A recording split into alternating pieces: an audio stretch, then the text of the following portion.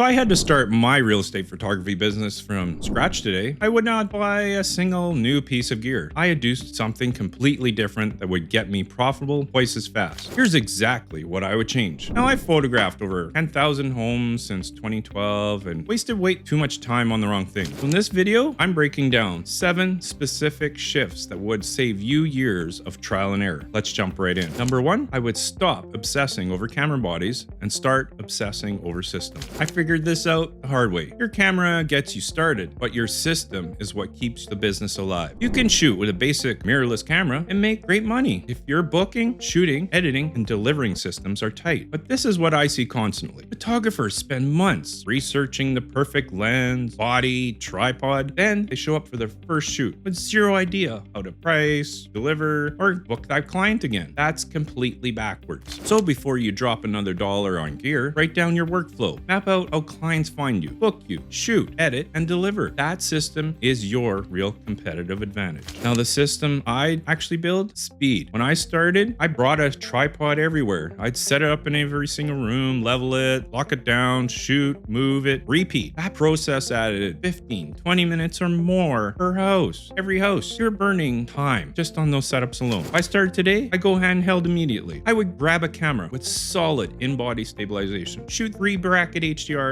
and walk through that house like I'm on a mission. No tripod, no setup time, just move, shoot, easy. Now I know what some of you are thinking, but Scott, won't my images be blurry? Not if your camera has in-body stabilization or IBIS, and you're using a wide-angle lens with a decent shutter speed. Handheld real estate photography is now standard for volume shooters. Speed on site means you can fit more shoots into a single day, and more shoots per day mean more revenue without working more hours. And here's the thing, speed is useless if you're only selling photos. Number 2, I build packages instead of selling single services. When you offer photos only for $150, you become a commodity. Every other photographer in town offers the same thing, and the only way you win is to charge less. That's a race to the bottom you don't want to enter. Instead, create marketing packages. Bundle your photos with a floor plan, drone shots, or video. You're not selling fixtures, you're selling a complete marketing system. That gap is your opportunity. Only a small percentage of agents use professional photos alone, which means most of the market is open to you. Offering a full package that includes photos, drone, floor plans, you look like a marketing partner, not just a photographer with a camera. I'd start my base package around $250 depending on the market, and I build a signature package at $350 or higher. That includes everything. Agents want to do one call with one vendor and one invoice. Be that vendor. Now, once you got your packages figured out, number 3 is what goes inside them. If I started today, I'd learn floor plans, drone, video in my first 6 months. Not after I get comfortable with photos, immediately. Single service photographers fight over price. Multi-service photographers win on value, and value is where the margin lives. Floor plans are basically non-negotiable. Buyers expect them, and agents know they drive engagement. Drones? Well, drone, I shoot 60-70% of my shoots include drone. Agents love it, and aerial shots accelerate sales. Video generates 4 times more inquiries, yet only about 10% of agents are actually using it. That gap is money on the table. So I download Cubicast to your phone and learn floor plans. I get my drone certification and start offering aerial shots on every package. I would start shooting vertical walkthroughs for social media. These aren't luxuries anymore. They're the baseline. But all these services mean more editing, right? Wrong.